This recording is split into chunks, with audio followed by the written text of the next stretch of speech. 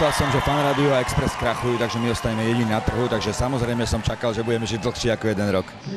Keďže minulý rok Rytmus neprišiel, tak sme si povedali, že on je tak vynikajúci a fenomenálny, veď sa volá Fenomén, že keď ho zopakujeme po 2 rokoch, že nič sa nestane. Dali sme starého kmeťa, mladého kmeťa, Rytmusa Anisa, Vlady z Nikol, New Bonnie M.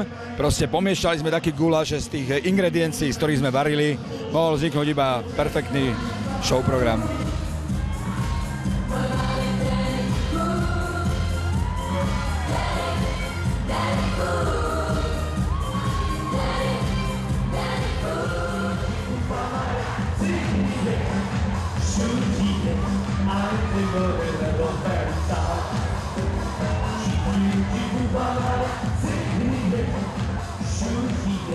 Som veľmi rád, že Radio City má 10.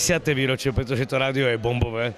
Tu je to tak dobre, spontánne, taká atmosféra dobrá. Takto tu vyžaruje od tých ľudí tá radosť. Ja mám rád veselú muziku a aj to tvorím tak, že do vesela to dávam, vždycky to dávam zo srdca a je to o zábave, pretože ja smutné pesničky, slaďaky viem spievať, ale priznám sa, že nerad ich spievam, pretože ja mám rád radosť a nežiaľ.